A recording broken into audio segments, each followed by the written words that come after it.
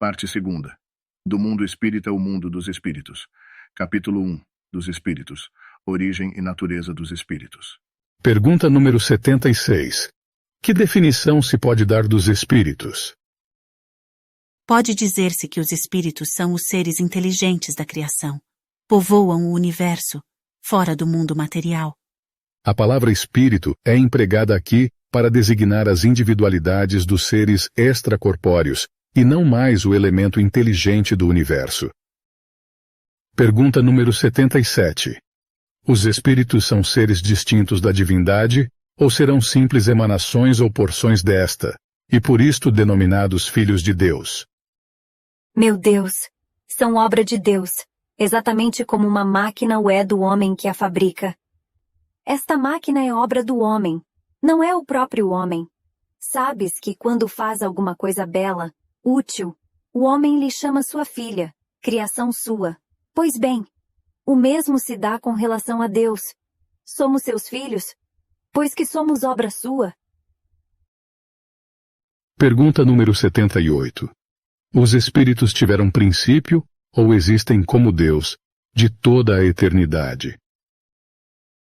Se não tivessem tido princípio, seriam iguais a Deus, quando, ao invés, são criação sua e se acham submetidos à sua vontade.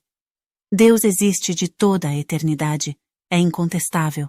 Quanto, porém, ao modo por que nos criou e em que momento o fez, nada sabemos. Podes dizer que não tivemos princípio, se quiseres com isso significar que, sendo eterno, Deus há de ter sempre criado ininterruptamente.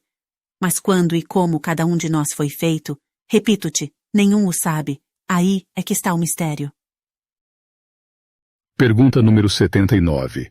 Pois que há dois elementos gerais no universo, o elemento inteligente e o elemento material, poder-se-á dizer que os espíritos são formados do elemento inteligente, como os corpos inertes o são do elemento material? Evidentemente, os espíritos são a individualização do princípio inteligente, como os corpos são a individualização do princípio material. A época e o modo por que essa formação se operou é que são desconhecidos. Pergunta número 80. A criação dos espíritos é permanente ou só se deu na origem dos tempos? É permanente. Quer dizer, Deus jamais deixou de criar. Pergunta número 81. Os espíritos se formam espontaneamente ou procedem uns dos outros? Deus os cria, como a todas as outras criaturas, pela sua vontade. Mas, repito ainda uma vez, a origem deles é mistério.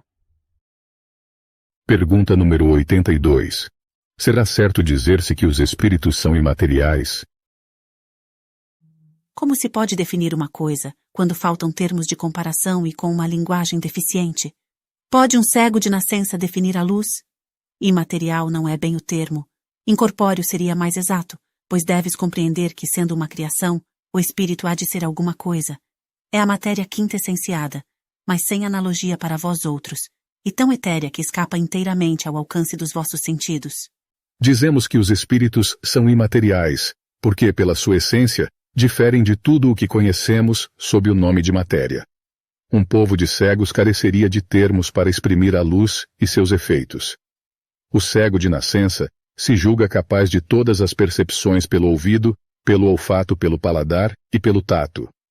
Não compreende as ideias que só lhe poderiam ser dadas pelo sentido que lhe falta. Nós outros somos verdadeiros cegos com relação à essência dos seres sobre-humanos. Não os podemos definir senão por meio de comparações sempre imperfeitas ou por um esforço da imaginação. Pergunta número 83. Os espíritos têm fim? Compreende-se que seja eterno o princípio donde eles emanam. Mas o que perguntamos é se suas individualidades têm um termo, e se em dado tempo mais ou menos longo, o elemento de que são formados não se dissemina e volta à massa donde saiu, como sucede com os corpos materiais. É difícil de conceber-se que uma coisa que teve começo possa não ter fim. Há muitas coisas que não compreendeis, porque tendes limitada a inteligência. Isso, porém, não é razão para que as repilais. O filho não compreende tudo o que a seu pai é compreensível, nem o ignorante tudo o que o sábio apreende. Dizemos que a existência dos espíritos não tem fim. É tudo o que podemos por agora dizer.